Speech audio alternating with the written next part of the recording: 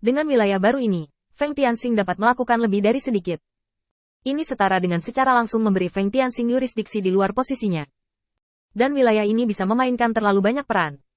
Kedalaman strategi, serta batas populasi yang dapat dibawanya. Berapa banyak sumber daya dan pelayan yang dapat dilahirkan di bawah usia populasi tersebut. Tidak hanya terbatas pada ras iblis, ras manusia pun dapat menikmati tanah ekspansi yang damai di sini. Secara keseluruhan, tempat ini sangat penting bagi Feng Tianxing untuk melakukan berbagai persiapan terlebih dahulu. Mengambil keuntungan dari fakta bahwa iblis sedang diliputi oleh kehampaan, dia dapat berkembang dengan ketenangan pikiran. Jadi Feng Tianxing hanya memberi waktu singkat kepada bawahannya. Ini mendesak bagi mereka, tetapi bukan tidak mungkin. Tuan Feng, dan telah menyerbu dengan 50.000 setan. Feng Tianxing melirik ke belakang, lalu memesan. Biarkan dia datang ke sini, kali ini dan membuat kesalahan besar dalam perintah. Dan akan sulit untuk meyakinkan orang banyak tanpa menjatuhkan hukuman. Tetapi bagaimanapun, dia adalah bawahan yang dilatih sendiri. Dan dia tidak dapat dihukum terlalu banyak. Dan dia harus dibiarkan dengan cukup ruang untuk manuver. Tidak hanya semua orang harus diyakinkan, tetapi dan juga bisa menerimanya. Jika ditempatkan pada ras manusia, hukuman sekecil itu bahkan tidak perlu dijelaskan. Tetapi bagi iblis, menghukum penurunan pangkat berarti menyangkal upaya masa lalu mereka.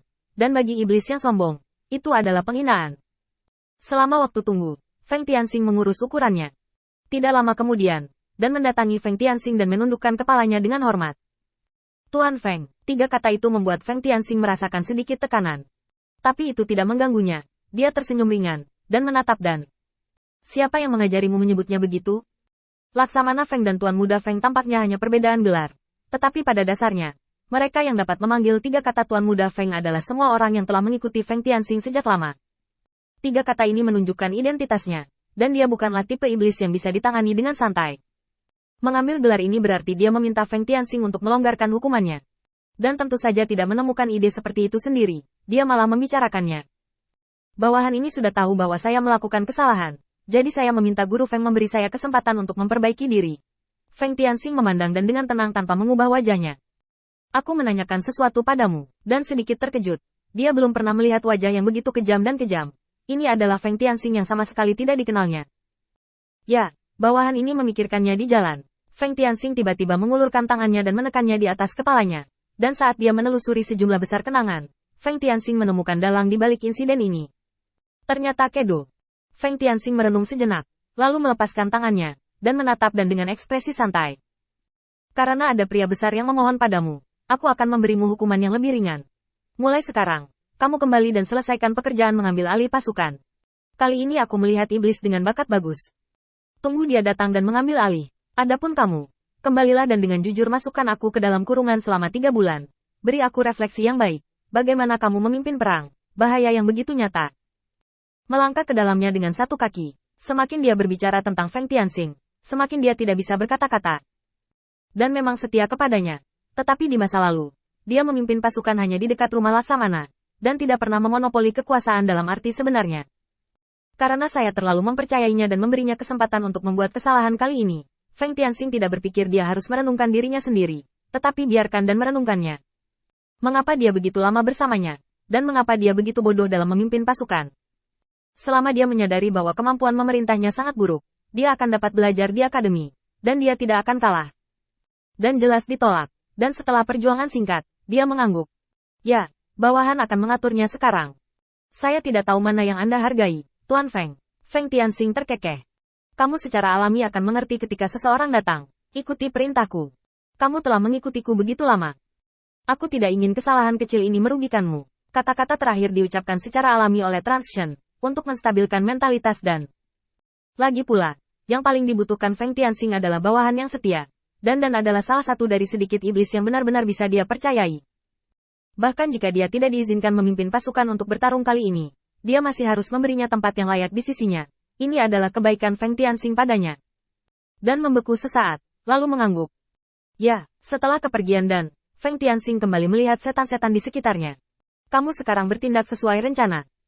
Jika kamu memiliki masalah, laporkan ke Marsal barumu besok pagi, dan dia akan menyelesaikannya saat itu juga. Setelah selesai berbicara, Feng Tianxing berbalik dan pergi. Menurut ingatan Dan, dia pergi jauh-jauh ke tempat kedua muncul sebelumnya.